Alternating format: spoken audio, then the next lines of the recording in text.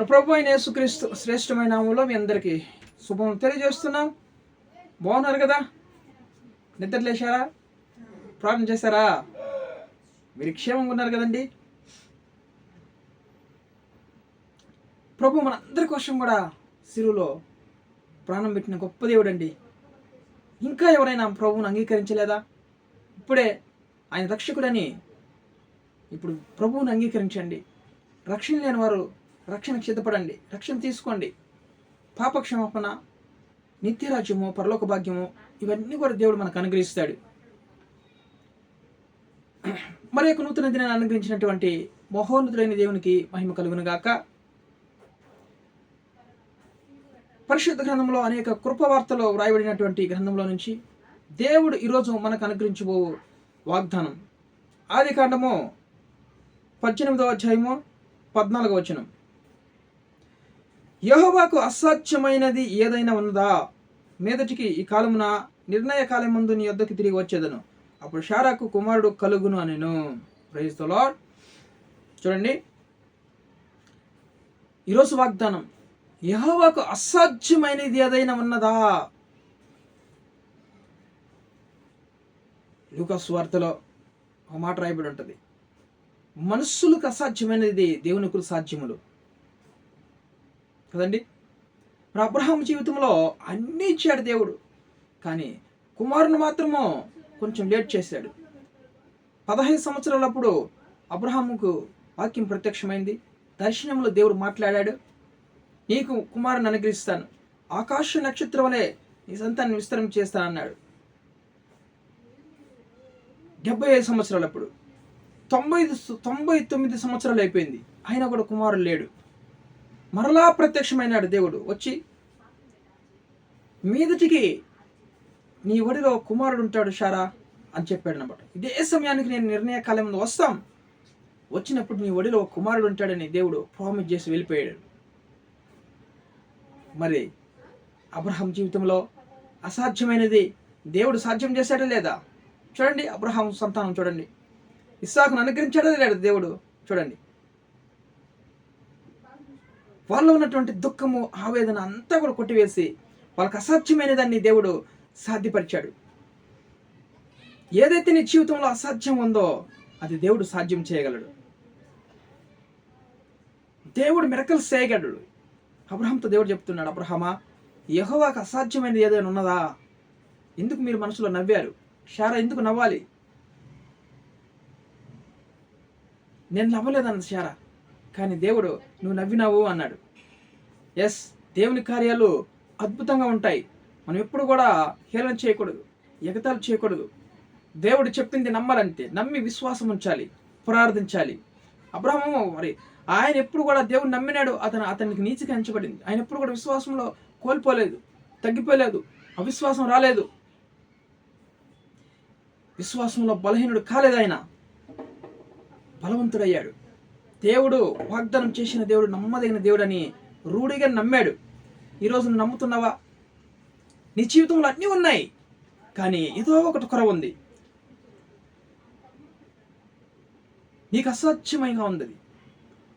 అసాధ్యమైన వాటిని దేవుడు సుసాధ్యం చేయగల నీ జీవితంలో. నువ్వు నమ్ముతున్నావా? ఈరోజు ఇల్లు కట్టడానికి అసాధ్యంగా ఉందా? కారు తీసుకోవడానికి నీకు అసాధ్యంగా ఉందా? అన్నీ ఉన్నాయి, కానీ ఈ విషయంలో నీకు అసాధ్యంగా ఉందా? పిల్లలను చదివించడానికి నీకు అసాధ్యంగా ఉందా? కుటుంబాడు కట్టుకోవడానికి అసాధ్యంగా ఉందా? మరి ఈ రోగం నాకు స్వస్థత కలగదని నీకు అది అసాధ్యం ఉందా? డాక్టర్లకు అసాధ్యం అయిపోతుందా? దేవుడు చెప్తున్నాడు, నీ జీవితంలో యెహోవాకు అసాధ్యమైన ఏదైనా ఉన్నదా? ఈరోజు దేవుడు చెప్తున్నాడు, వాగ్దానం చేస్తున్నాడు. ఈ వాగ్దానం ఎత్తి నీకు ఏది అసాధ్యం ఉందో నీ జీవితంలో, కుటుంబంలో, అది వాగ్దానం ఎత్తి ఈరోజు ప్రార్థించండి. ఖచ్చితంగా దేవుడు ఒక అద్భుతం చేయబోతున్నాడు. ఆయనకు అసాధ్యమైనది ఏది లేదు. మనుషులకు అసాధ్యమైనది దేవునికి సాధ్యములు. నీకు అసాధ్యమైన కార్యాలండి ఆయన మీద వేయి, మీ భారాన్ని నా మీద వేయండి అన్నాడు దేవుడు. అసాధ్యమైనది ఏదుంది? నీకు వివాహం కాలేదా? గర్భఫలం లేదా? మరి కుటుంబంలో ఏదన్నా మరి సాధించాలనుకుంటున్నా, చేయలేకపోతున్నావా? ఏం చేయాలనుకుంటున్నావో అది చేయలేకపోతున్నావా? అది నీకు అసాధ్యమైంది కదా, దేవుని సన్నిధిలో అప్పచెప్పు. దేవుడికి సమస్తం సాధ్యమే. అబ్రహాంతో యెహోవాకు అసాధ్యమైనది ఏదైనా ఉన్నదా ఈరోజు వాగ్దానం మీద ప్రార్థించు.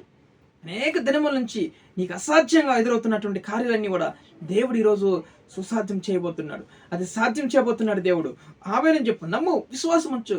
దేవుడు గొప్ప కార్యాలు చేయబోతున్నాడు. ఎస్, ఆయన చూడండి, చనిపోయిన లాజరును లేపగలిగిన గొప్ప దేవుడు. ఆయనకు అసాధ్యమైనది ఏదో ఉందా? ఎర్ర సముద్రాన్ని 2 పాయలుగా చీల్చగలిగిన గొప్ప దేవుడు చీల్చినాడు. మరి ఆయనకు అసాధ్యమైనది ఏదో ఉందా? ఆయన గద్దింపునకు సముద్రపు అడుగు భాగం మగపడుతుందంటండి.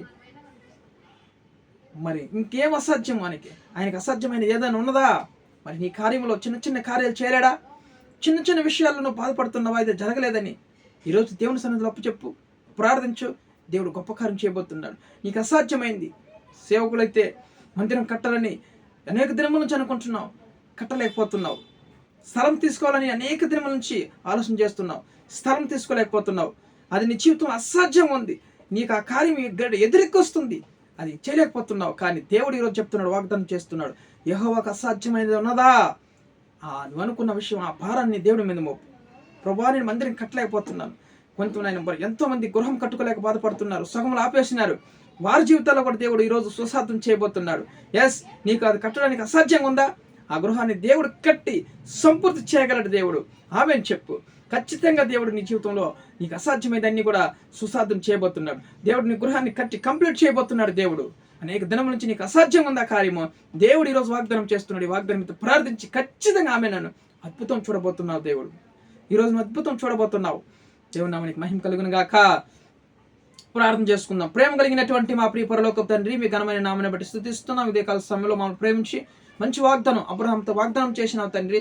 అబ్రహాము, యెహోవాకు అసాధ్యమైనది ఏదైనా ఉన్నదా అంటున్నావు స్వామి. నాయన మీదటికి తిరిగి నీ వద్దకు వస్తాను నిర్ణయ కాలంలో.